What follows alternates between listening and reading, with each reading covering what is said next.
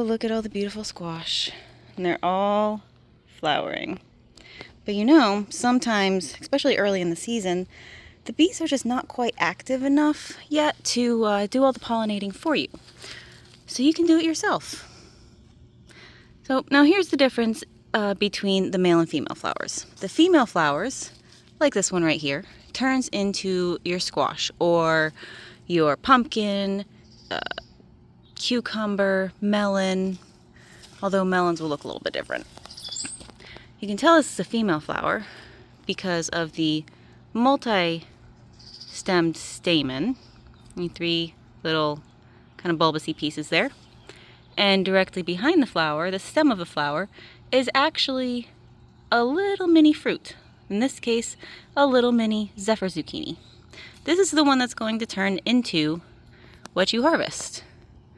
Now the male flower, got an example over here. You can see one single stamen in the center, and the stem has nothing on it. It is just a skinny green stem. You can actually take this flower and hand pollinate to your female flower. So I'm just going to go ahead and pluck this flower off. Very simple. And just for a little bit of easier access, I'm going to peel back the petals so I get just that stamen. You can kind of see that little bit of dust in there. That's the pollen. Sorry, I needed 2 hands for that, but I've got just my stamen now. See, I tore away the petals. And we'll just go over to our female flower and rub that pollen all over the female flower stamen. Just like that.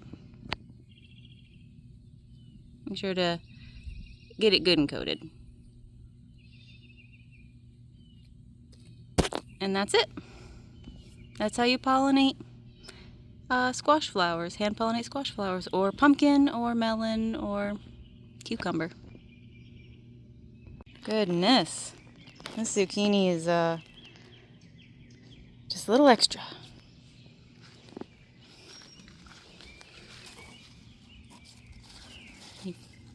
See, there's another male flower, another male flower. Oh, but we've got a female flower down there. So let's take one of these. And they do not need to be from the same variety. If you have a different variety of squash that has a male flower, but the one that you're pollinating doesn't, that's fine. You can use that variety of squash.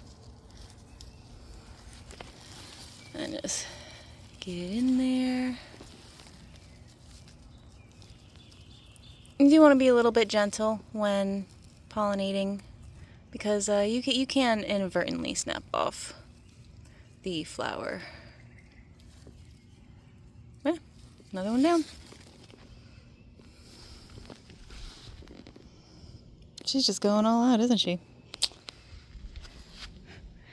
Twice as big as all the other squash.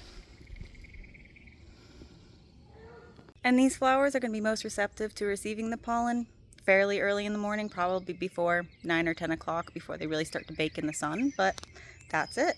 So if you have a lack of bees, or maybe it's early in the season and they haven't really become active yet in the garden, you can ensure you still get a harvest. Well, thanks for joining me. Hope this helps. I'll see you next time.